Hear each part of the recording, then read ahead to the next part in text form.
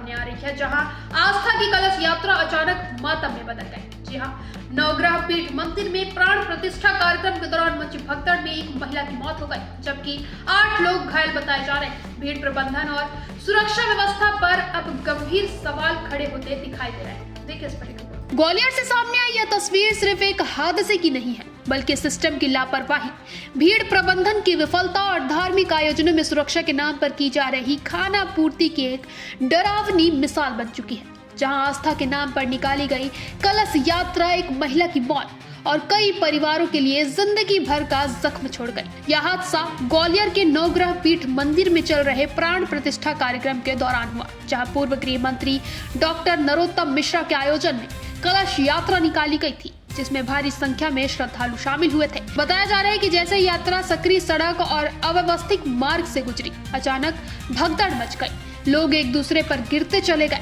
चीख पुकार मच गई और उसी अफरा तफरी में 60 वर्षीय कलावती बाथम गंभीर रूप से घायल हो गई, जिन्हें अस्पताल ले जाया गया, लेकिन इलाज के दौरान उनकी मौत हो गई। जबकि बमला साहू और रति साहू समेत कम से कम 8 लोग घायल बताए जा रहे हैं, जिनमें अधिकतर महिलाएं शामिल हैं। हादसे के बाद मौके पर हालात इतने भयावह थे कि लोग मदद के लिए चिल्लाते रहे, लेकिन प्रत्यक्षदर्शियों और परिजनों का आरोप है कि मौके पर न पर्याप्त पुलिस बल मौजूद था, न एनसीसी, न स्वयं सेवक और न ही भीड़ को नियंत्रित करने की कोई स्पष्ट व्यवस्था, जबकि आयोजन पहले से तय था और हजारों श्रद्धालुओं की भीड़ जुटने की पूरी संभावना थी। मृतक महिला के परिजनों का आरोप है कि हादसे के बाद लोग मदद करने के बजाय मोबाइल निकालकर फोटो और रील बनाते रहे। एम्बुलेंस समय पर नहीं पहुंची और अस्पताल में भी घायलों की समुचित देखभाल नहीं की गई। गुस्साए परिजनों और स्थानीय लोगों ने मृतका के शव को कलश यात्रा के मार्ग पर रखकर हंगामा किया और प्रशासन के खिलाफ नारेबाजी की। महिलाओं की आंखों में आंसू थे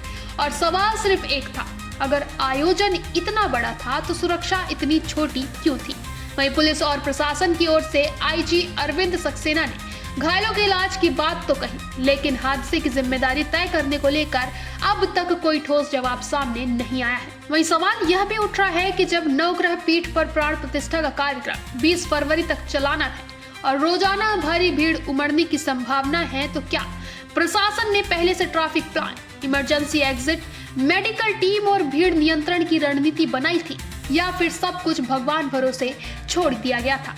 इससे पहले भी देश के अलग अलग हिस्सों में धार्मिक आयोजनों के दौरान भगदड़ में दर्जनों लोगों की जान जा चुकी है, लेकिन हर बार हादसे के बाद वही रटी रटाई लाइन सुनाई देती है, जांच के आदेश दे दिए गए, जबकि जमीनी सच्चाई यही है कि जांच रिपोर्ट आने से पहले ही मामला ठंडे बस्ते में डाल दिया जाता है। इस हादसे ने एक बार फिर यह सोचने पर मजबूर कर दिया है कि क्या धार्मिक आयोजनों में वीआईपी चेहरों की मौजूदगी सुरक्षा की गारंटी होती है, या फिर आम श्रद्धालु की जान अब भी सबसे सस्ती मानी जाती है। क्या आयोजकों की जवाबदेही तय होगी? क्या भीड़ प्रबंधन की विफलता पर किसी अधिकारी पर कार्रवाई होगी? और सबसे बड़ा सवाल, क्या कलावती बाथम की मौत सिर्फ एक दुर्घटना बनकर रह जाएगी, या फिर यह हादसा सिस्टम को झकझोरने वाला सबक बनेगा?